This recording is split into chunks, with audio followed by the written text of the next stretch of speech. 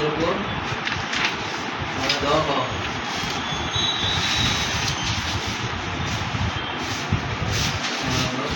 আগে রাখছি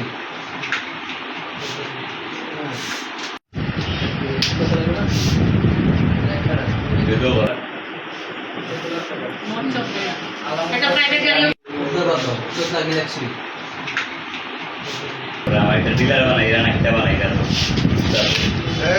হ্যাঁ ওদের সাক্ষীদের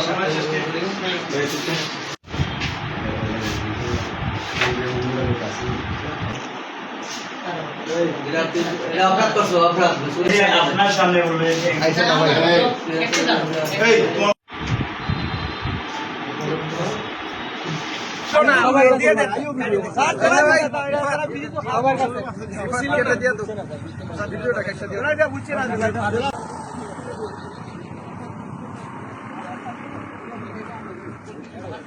আসামি জাভেদ আহমেদ তিনি জানানো যায় বা গোপন সংবাদের মাধ্যমে আমরা জানতে পারি যে হবিগঞ্জ জেলার শাস্ত্রগঞ্জ থানার নতুন ব্রিজ থেকে প্রাইভেট কারে রওনা দিয়ে সুনামগঞ্জের উদ্দেশ্যে রওনা দিয়েছে। সুনামগঞ্জের আমাদের গঠিত রেজিং টিমের সদস্যবৃন্দ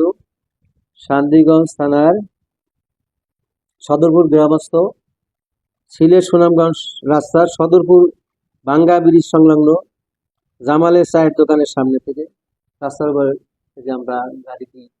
ঘেরাও করবো আটক করে, এবং গাড়ির ভিতরে থাকা জাভেদ আহমেদকে আটক তল্লাশি করে এবং ব্যাগডালার ভিতরে তল্লাশি করে 40 কেজি গাঁজা জব্দ করি। অতঃপর আমরা আসা